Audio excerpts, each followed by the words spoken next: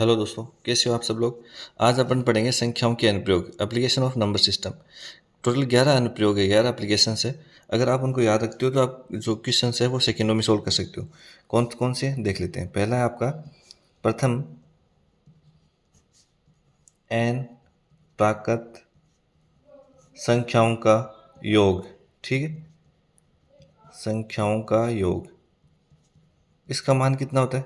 इसका मान होता है n into n plus one by two. Okay, कैसे आया वो भी देख लेते हैं। प्राकृत संख्या कहाँ से स्टार्ट होती है? एक से स्टार्ट होती है, दो, तीन, चार, पाँच, और ये जाएगा आपका एन तक जाएगा। ठीक है, अगर अब इसमें एस एन का फॉर्मूला लगाता हूँ। एस एन का फॉर्मूला क्या होता है? एन बाई टू, यानी कि इनका योग बोला गया, टू ए plus N minus one into d. D यहाँ पे सार्वंत्र है, डी की वैल्यू कितनी है? वन है। ए की वैल्यू कितनी है? देखो प्रथम पद क्या है? वन है, तो one. N by two n पद है, ए की वैल्यू टू वन है, तो यहाँ पे वन किया, plus N minus one, d की वैल्यू क्या है? वन है, तो यहाँ पे वन किया।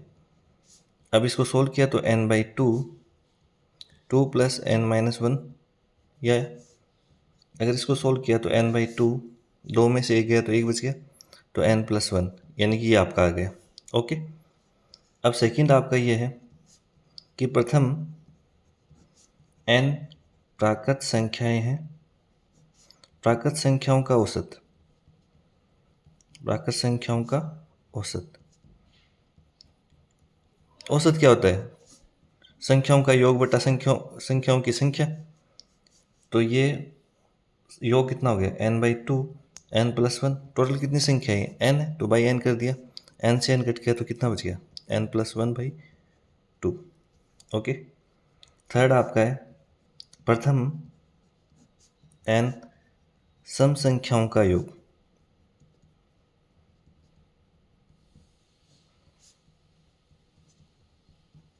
तो ये आपका होता है n into n plus one.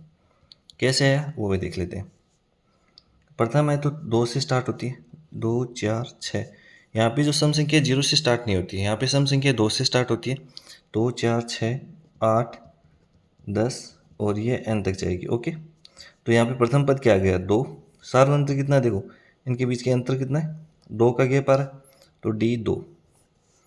अब एस एन का फॉर्मूला लगा देंगे, N by two, two A plus N minus one into D. N by two, two A की वैल्यू क्या है? ए की वैल्यू टू है, plus N minus one into D की वैल्यू क्या है? टू है।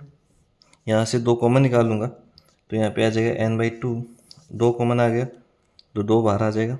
यहाँ पे बच गया two plus N minus one. ठीक है, यहाँ से टू से टू गया, यहाँ पे क्या बच गया? एन, और टू माइनस वन कितना हो गया? Plus one. तो ये हो जाएगा n into n plus one. ठीक है, अब चौथा बोला गया है कि प्रथम एन सम संख्याओं का औसत।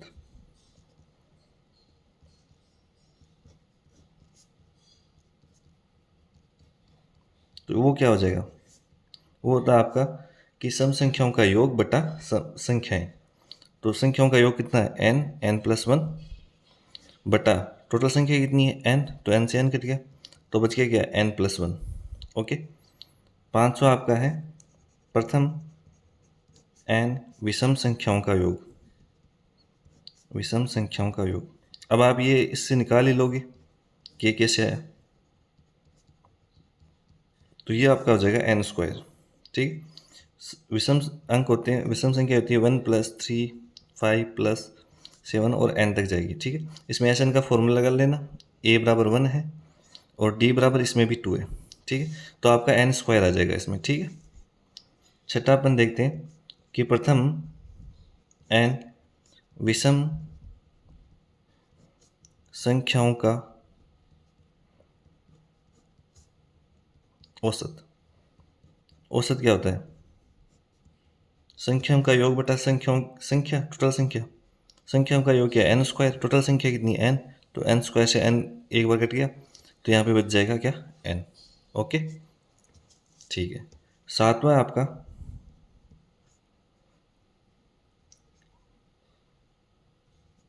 एन प्राकृतिक संख्याओं के वर्गों का योग।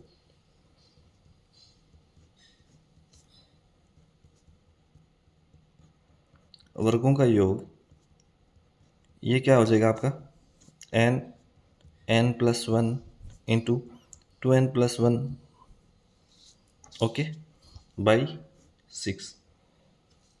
ठीक है, आठवां आपका आ जाएगा n प्राकृतिक संख्याओं के घनों का योग। घनों का योग क्या हो जाएगा, यह हो जाएगा n+1 बाई 2 का होल स्क्वायर, यानी कि n² n+1 का होल स्क्वायर बाई 4। ओके ठीक है। नौवां आपका क्या है, प्रथम n सम संख्याओं के वर्गों का योग। जो आपका मान क्या आएगा, 2n n+1 2n+1 by 3। Okay, और 10वां क्या आएगा, प्रथम n विषम संख्याओं के वर्गों का योग। ये आपका होगा n 2n-1 2n+1 by 3। Okay, total 10 हो गए। एक और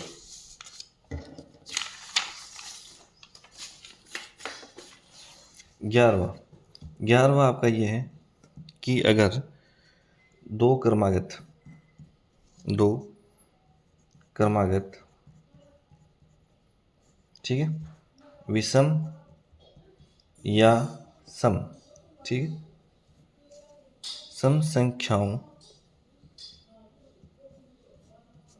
के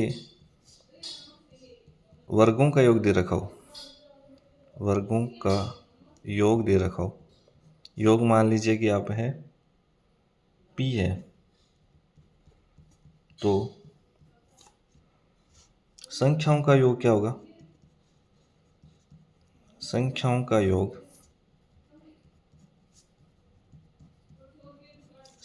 योग हो जाएगा आपका √2p-4। कैसे है देख लेते हैं। अगर मान लीजिए कि विषम अंक है, कोई दो विषम अंकों के संख्याओं के वर्गों का योग दे रखा है। जैसे अपन ने मान लिया कि एक को दे रखा है x, एक x हो गया, तो x का स्क्वायर हो गया, प्लस दूसरी क्या हो जाएगी विषम अंक x+2 हो जाएगी, इसका स्क्वायर हो जाएगा। अपन को क्या दे रखा है, p दे रखा है, वर्गों का योग ही तो दे रखा है p। ठीक है, अब देखो x+2 तो टोटल कितना हो गया, ये तो निकालना, संख्याओं का योग निकालना है। संख्या क्या थी, एक तो x थी और एक x+2 थी, यानी कि ये होगी 2x+2। अपने को 2x+2 की वैल्यू चाहिए ना। चलो इसको निकालते सोल्व करते हैं कैसे होता है। देखो इसको सोल्व किया, x² है, इसको सोल्व किया तो x² + 4, 2 का स्क्वायर 4, b² हो गया, प्लस 2ab हो गया, यानी कि 4x हो गया। यहाँ पे हो गया p। ठीक है, तो इसको सोल्व किया तो 2x² + 4 + 4x बराबर p हो गया। अब मुझे 2x चाहिए, यानी कि यहाँ पे 4x होना चाहिए, तभी तो 2x आएगा। तो यहाँ पे मैं इसको 2 से मल्टीप्लाई कर देता हूँ दोनों साइडों को। इसको भी 2 से गुणा कर दिया, इसको भी 2 से गुणा कर दिया, तो यहाँ पे क्या आ जाएगा, 4x² + 8 + 8x है ना, और ये हो जाएगा 2p है ना। अगर मैं 2x + 2 का होल स्क्वायर है, मुझे स्क्वायर बनना, तो मेरे पास क्या आना चाहिए, 4x² आना चाहिए, प्लस 8x आना चाहिए, प्लस 4 आना चाहिए। मेरे पास 4x² है, 8x है, प्लस 4 चाहिए, तो यहाँ इसको 2 टुकड़ों में विभाजित कर लेते हैं। 4x² + 8x, इसको मैंने 4 + 4 लिख दिया, बराबर 2p। ये क्या हो गया, ये हो गया 2x + 2 का होल स्क्वायर है ना। और इस 4 को इधर भेज दूँ तो ये हो जाएगा 2p-4, है ना। अपने को क्या चाहिए था, 2x+2 चाहिए। 2x+2 वैल्यू क्या आ जाएगी, अंडर रूट, ये स्क्वायर है तो ये अंडर रूट में आ जाएगा 2p-4। ये तो अपने बोला कि अगर संख्याओं का योग चाहिए अपन को तो अंडर रूट 2p-4 कर देंगे। ओके, चलो इसी पे आधारित अपन एनटीपीसी में आए हुए कुछ क्वेश्चनों को देखते हैं। ठीक है, जैसे पहले प्रथम n सम संख्याओं का औसत ज्ञात करना है। अब अपन ने देखा था कि प्रथम n सम संख्याओं का औसत है 151। तो इसमें अपन ने क्या देखा था कि n सम संख्या औसत क्या होता है, n+1 होता है। ये देखिए 4 नंबर कंडीशन, प्रथम n सम संख्या औसत क्या होता है, n+1। और इसने पूछा प्रथम 151 सम संख्याओं का औसत क्या हो गया, तो n+1 हो जाएगा।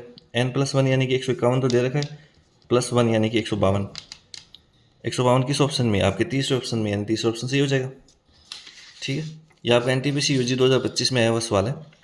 इसी प्रकार प्रथम 149 विषम प्राकृत संख्या, ये सम थी, ये विषम का पूछा है। विषम का क्या होता है, विषम का आपका देखो 6 नंबर कंडीशन, 6 नंबर कंडीशन में प्रथम n विषम संख्याओं का औसत होता है n होता है। यानी कि अगर इसने बोला है कि प्रथम 149 विषम प्राकृत संख्याओं का औसत ज्ञात कीजिए, तो ये आपका 149 ही आ जाएगा, n ही आ जाएगा 149, यानी कि सेकेंड आंसर इसका सही हो जाएगा।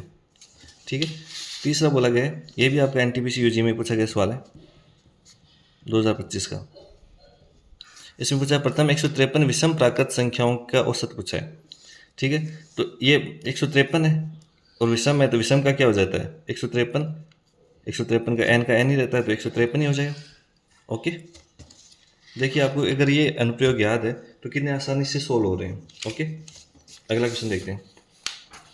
अगला क्वेश्चन बोला दो क्रमागत प्राकृत संख्याओं का गुणनफल दे रखा है। क्रमागत बोले तो यानी कि एक के बाद एक, जैसे अगर मैंने 10 बोला तो क्रमागत होने के लिए एक संख्या 9 होनी चाहिए या फिर 11 होनी चाहिए। ये दो क्रमागत है, ये दो क्रमागत है। ओके, इसने बोलता है दोनों संख्याओं में से बड़ी संख्या क्या है। ठीक, गुणनफल कितना दे रखा है, 210। ठीक है, अब बड़ी संख्या पूछिए, यानी ये सारी सारी बड़ी संख्या दे रखी है। ठीक है, अगर इससे 34 दे रखी है, इससे छोटी संख्या क्रमागत होनी चाहिए, तो छोटी संख्या क्या होगी, 33। 7 दे रखी है, इससे छोटी संख्या 6। 15 दे रखी है, इससे छोटी संख्या 14। 21 दे रखी है, इससे छोटी संख्या क्या हो जाएगी, 20। अब इन दोनों का गुणनफल दे रखा है, इन दोनों का गुणनफल दे रखा है, यानी गुणा कर रखा है। अगर मैं इस दोनों को गुणा करता हूँ तो ये देखो, ये 4 3 12 आता है, यूनिट डिजिट 2 आता है, इसमें यूनिट डिजिट 0 है, यानी कि ये ऑप्शन तो नहीं हो सकता। ये 7 संग 42 होता है, तो ये भी नहीं हो सकता। इसमें 5 और 20 ये हो जाएगा, ये भी हो सकता है। इसमें देखूँ तो 21 दूनी 42, 420 आ रहा है, ये भी नहीं होगा। इसमें देखूँ 14 पंजे 70, 80 पहले की 7, 14 और 7 21, 210, बिल्कुल ये आ रहा है, यानी कि इसका आंसर हो जाएगा आपका 15। आपको इसको ऑप्शन से देखना है। ओके ओके, अगला क्वेश्चन देखते हैं। ये आपका एनटीपीसी यूजी में पूछा गया सवाल है। अगला क्वेश्चन बोला गया दो धनात्मक संख्याओं का गुणनफल है। दो धनात्मक संख्या दे रखी है। ठीक है, यदि पहली संख्या दूसरी संख्या की 5 बनी है, एक को मैंने x माना, तो दूसरी क्या हो जाएगी, 5x हो जाएगी। ठीक है, यानी इन दोनों गुणनफल यानी 5x² की वैल्यू दे रखी है इसने 2880। अगर मैं इसको 5 से डिवाइड कर देता हूँ तो ये आ गया 25, ये 7 पंजा 35 और 6 पंजा 30, 576 आ गया। तो x की वैल्यू कितनी आ जाएगी, अंडर रूट 576। ये कितना होता है, 24, यानी x की वैल्यू 24 आ गई। अब इसने पूछा संख्याओं का योग पूछा है। संख्याओं का योग, अगर एक x 24 है तो 5x कितना हो जाएगा, 24 इंटू 5 120। 120 प्लस 24 कितना हो गया, 144, 144, यानी आपका सेकेंड आंसर सही हो जाएगा। इसको ऐसे भी कर सकते हैं, x प्लस 5x पूछा है, यानी टोटल 6x हो गया। x की वैल्यू कितनी आई, 24 आई, तो 24 इंटू 6 144। ओके ओके, अगला पूछा गया है दो क्रमागत विषम प्राकृतिक संख्याओं के वर्गों का योग दे रखा है और संख्याओं का योग कितना है ये पूछा है। यह अपने 11वां अनुप्रयोग पूछा है इसका। कुल मिला के बात ये 11वां अनुप्रयोग अपन ने क्या देखा था कि दो क्रमागत विषम सम संख्याओं के वर्गों का योग दे रखा हो तो संख्याओं का योग हो जाएगा। संख्याओं का योग पूछे अंडर रूट 2p-4, यानी कि अंडर रूट संख्याओं का योग यानी कि a प्लस बी हो जाएगा। इसको मान लेता हूँ 2p यानी 394-4, है ना। इसको इंटू किया तो 8 आ जाएगा, 9 दूनी 18 और 6 एक 7, 788 - 4 आ जाएगा अंडर रूट में, तो ये आ जाएगा अंडर रूट 784। 784 किसकी वैल्यू होती है, ये आपकी 28 की वैल्यू होती है। ठीक है, यानी सेकेंड आंसर सही हो जाएगा। अगर मैं इसमें देखूँ संख्या ही पूछ ली है, अब यहाँ तक तो अपने को निकल गया। इसने मान लो कि संख्या ही पूछ ली, क्रमागत पूछिए, यानी कि एक के बाद दूसरी आएगी। अब मैं यहाँ देखो 28 को दो टुकड़े में टुकड़े करूँ मैं इसका, तो अगर मैं मान लो 15 मानता हूँ इसको, तो ये होनी चाहिए आपकी 13। 15 13 28 हो रही है, 28 हो रहा है, बिल्कुल हो रहा है ना। 15 का स्क्वायर कितना होता है 225, 13 का स्क्वायर कितना होता है 169, यानी कि ये हो जाएगा 493 394, है ना, ये आंसर हो जाएगा। अगर मान लीजिए कि आपने इसको मान लीजिए 17 माना, तो क्रमागत जाने के लिए या तो 19 मानना पड़ेगा या मानना पड़ेगा 15। अब 17 और 15 कितना होता है 32 होता है, और 17 और 19 कितना होता है 36 होता है, यानी 17 वाला नहीं मान सकते आप, अपने को 28 चाहिए, तो इससे अपन संख्या भी ज्ञात कर सकते हैं। ओके, अगर आपको वीडियो अच्छा लगा तो इसको शेयर और सब्सक्राइब कीजिएगा। Thank you.